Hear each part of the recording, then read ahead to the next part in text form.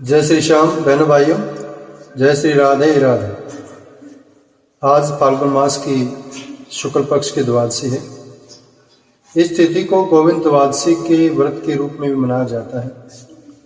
इस दिन भगवान गोविंद की पूजा अर्चना करने का विशेष विधान है। इस व्रत को रखने से मनोवांछित फल प्राप्त होता है। धर्म ग्रंथों के अनुसार शुक्ल पक्ष की द्वादशी को गोविंद द्वादशी मनाई जाती है। यह व्रत करने वालों को संतान की प्राप्ति होकर समस्त धन धान्य सुख सौभाग्य मिलता है। यह व्रत करने से समस्त मनोकामनाएं पूर्ण होती हैं। पुराणों में यह व्रत समस्त कार्यों को सिद्ध करने वाला होता है। यह व्रत पूर्ण श्रद्धा एवं विश्वास के साथ करना चाहिए। इसकी पूजा एकादशी के उपवास की भांति ही होती है। यह व्रत बीमारियों को दूर करता है।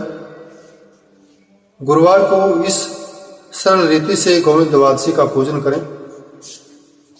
जानते हैं कुछ खास बातें।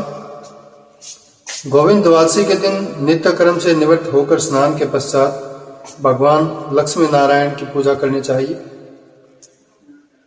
इस पूजा में मोली, रोली, कुमकुम, केले के पत्ते, फल, पंचामृत, तिल, सुपारी, पान एवं दुर्वा, जिसको हम आम भाषा में दुर्वा धूप कहते हैं, आदि रखना चाहिए।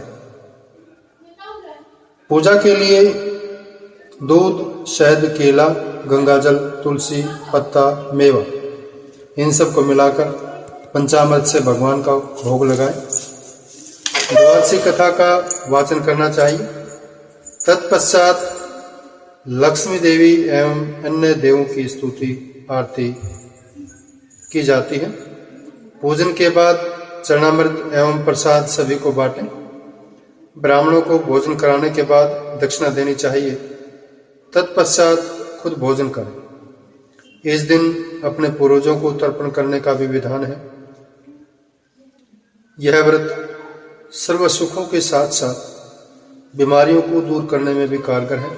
अतः फाल्गुन द्वादशी के दिन पूरे मनोभाव से पूजा पाठ आदि करते हुए दिन व्यतीत करना चाहिए।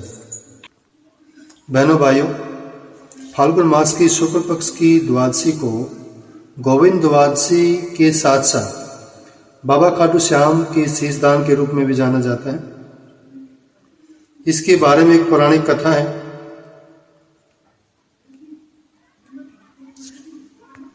महाबली भीम के पुत्र घटोत्कच और दैत्यराज मूर की पुत्री मौरवी के अति बलशाली पुत्र बर्बरीक हुए।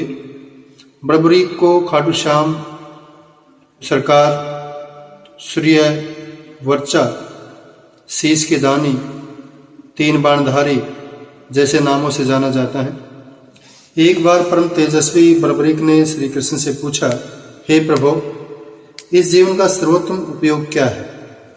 श्री कृष्ण बोले, हे पुत्र, परोपकार व निर्बल का सहारा बनकर सदैव धर्म का साथ देते रहना ही जीवन का सर्वोत्तम उपयोग है। इसके लिए तुम्हें बल और शक्तियां अर्जित करनी पड़ेंगी। अतः तुम महिसागर क्षेत्र में नव दुर्गा की आराधना कर शक्तियां अर्जित करो। बर्बरीक ने 3 वर्ष तक कठोर तपस्या कर मां दुर्गा को प्रसन्न किया। देवी ने बर्बरीक को 3 बाण और कई शक्तियां प्रदान करी, जिनसे 3 लोगों को जीता जा सकता था।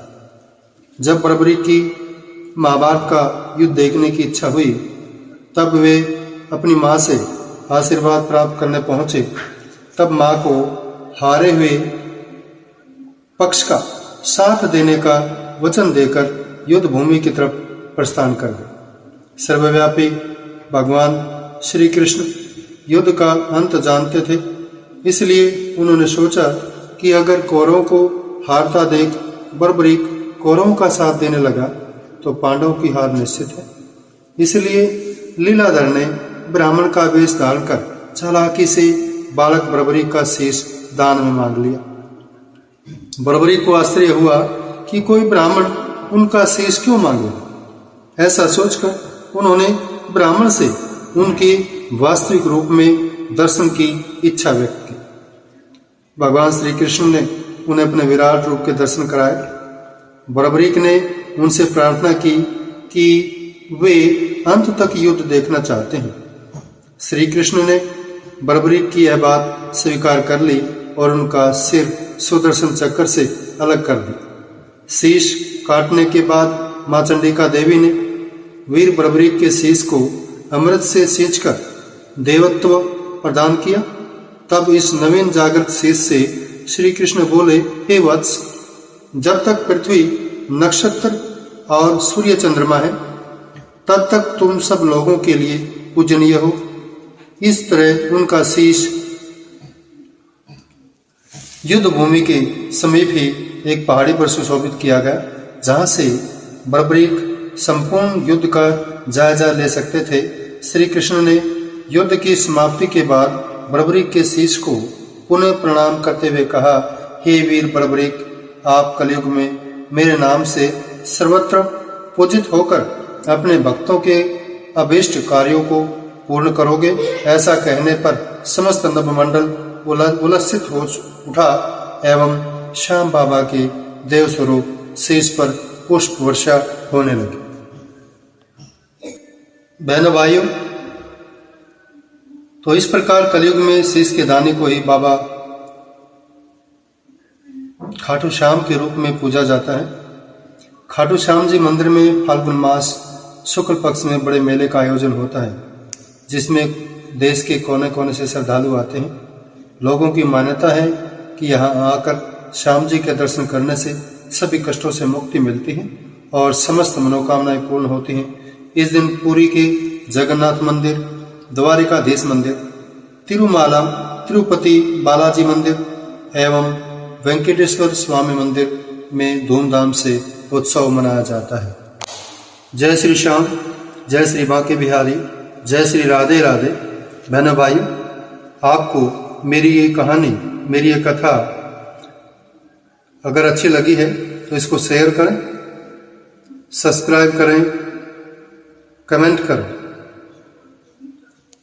ताकि मैं आगे और अच्छी से अच्छी कहानी आप लोगों के लिए लेकर आ सकूं। धन्यवाद। जय श्री राधे राधे।